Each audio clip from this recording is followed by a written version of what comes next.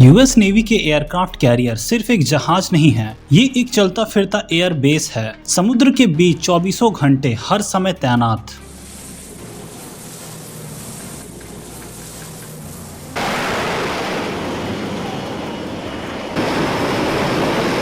इसके डेक पर हर समय 200 से भी ज्यादा लोग काम करते हैं। हर किसी का एक टी शर्ट कलर होता है और हर टी शर्ट कलर ये डिसाइड करता है कि वो शिप पर क्या काम कर रहा है। जैसे येलो टी शर्ट वाले लोग जेट को गाइड करते हैं, रेड वाले वेपन्स लोड करते हैं, पर्पल शर्ट वाले लोग जिन्हें ग्रैपर्स कहते हैं वो फ्यूल भरते हैं, और ये ग्रीन कलर के टी शर्ट जो पहने हुए लोग होते हैं वो काम करते हैं हुक रनर का, जिसे लॉयड्स ऑफ लंदन ने दुनिया के सबसे डेंजरस रेगुलर जॉब्स में गिना है।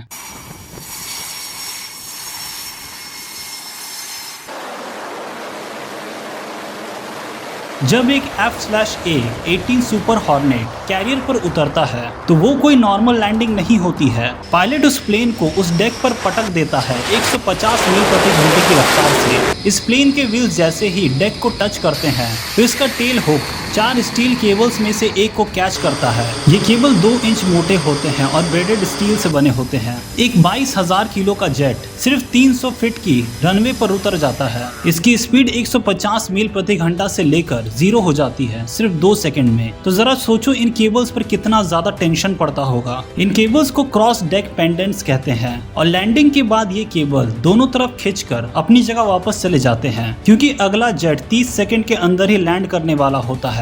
यानी एक केबल को रीसेट होने के लिए सिर्फ 30 सेकंड ही मिलेंगे। लेकिन आपको जानकर हैरानी होगी कि ये काम कोई मशीन नहीं करता है, बल्कि ये हुक रनर्स करते हैं। जरा सोचिए, अगर ये 40 टन वजनीय जेट 5 सेकंड पहले डेक पर गिरा तो कितना बड़ा हादसा हो सकता है। इन हुक रनर्स का काम होता है कि ये जेट उतरते ही अपने हाथ में एक 5 फीट का स्टील रॉड, जिसे हुक कहा जाता है, वो लेकर जेट के पीछे दौड़ते हैं। इनका काम ये है कि उस 2 इंच के केबल को जेट लैंड करने के बाद तुरंत उसके पोजीशन पर लेकर जाना है, और ये काम उन्हें सिर्फ 20 सेकंड के अंदर करना होता है। और कभी कभी तो इससे भी कम टाइम मिलता है, क्योंकि अगला जेट किसी भी समय लैंड कर सकता है। ये हुक रनर्स इस ऑपरेशन को दिन भर में 200 से भी ज्यादा बार परफॉर्म करते हैं। लेकिन इनके काम का सबसे बड़ा डर केबल रीसेट करने का नहीं है, बल्कि इस केबल के टूट जाने का है। जब एक अरेस्टेड केबल टूटता है तो वो सिर्फ टूटता नहीं है, बल्कि वो 300 मील प्रति घंटा की रफ्तार से चलने वाला चाबुक बन जाता है। अगर ये स्टील वायर टूटती है तो इसमें इतनी ज्यादा एनर्जी होती है कि ये किसी इंसान को 2 टुकड़ों में काट सकती है, और ये काम ये इतनी जल्दी कर सकती है कि आपको रिएक्ट करने का टाइम भी ना मिले।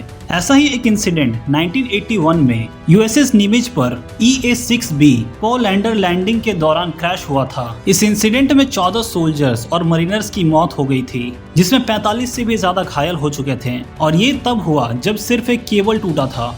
2017 में यूएसएस रोलैंड रीजन पर एक चीफ पैटी ऑफिसर का पैर एक FA-18 के नीचे आ गया था।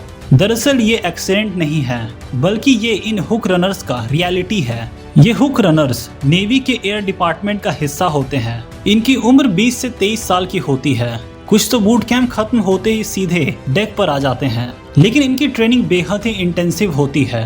इन्हें हर हैंड सिग्नल याद कराया जाता है। इन्हें इतनी इंटेंस ट्रेनिंग दी जाती है कि हर इमरजेंसी प्रोटोकॉल इनके मसल मेमोरी में स्टोर हो जाती है, क्योंकि इनकी एक गलती डेक पर हड़कंप मचा सकती है। एक एयरक्राफ्ट कैरियर का डेक 60 फीट ऊंचा होता है पानी के लेवल से। अगर कोई इंसान इससे गिर जाए तो उसे सिर्फ 3 सेकंड लगेंगे। शिप की स्पीड 30 नॉटिकल माइल्स होती है, यानी अगर कोई उसे बचाने के बारे में सोचे भी तो ये शिप आधे मील आगे निकल चुका होगा। इसीलिए इन्हें अपनी ड्यूटी के दौरान फ्लोटिंग कोट और हेलमेट हमेशा पहने हुए रहना होता है, क्योंकि अगर ये गलती से डेक के नीचे गिरे भी तो इनके बचने के चांसेस काफी ज्यादा बढ़ जाएंगे। वैसे क्या आप ये जॉब करना चाहेंगे? जरा कमेंट बताएं। यूएस नेवी इसे साइक्लिक ऑपरेशन कहती है।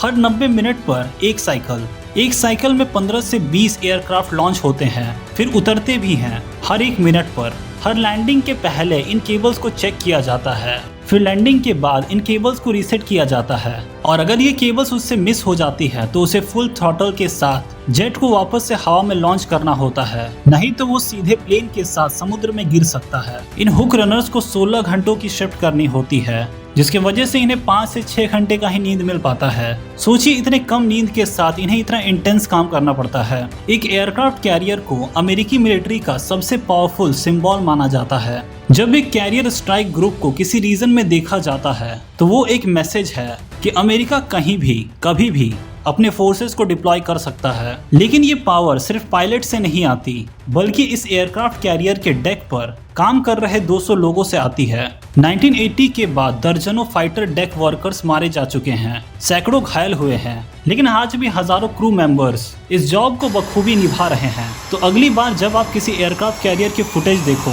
तो सिर्फ पायलट को मत देखना, तुम देखना उन ग्रीन टी शर्ट में खड़े लोगों को जो अपनी जान जोखिम में डालकर हर एक मिशन को सफल बनाते हैं। वैसे क्या आप ये जॉब करना चाहोगे? जरा कमेंट बताएं। अगर आपको ये वीडियो पसंद आए तो वीडियो को लाइक, शेयर और चैनल को सब्सक्राइब कर दें, क्योंकि मैं हर रोज ऐसे ही इंटरेस्टिंग वीडियोस लाता रहता हूँ।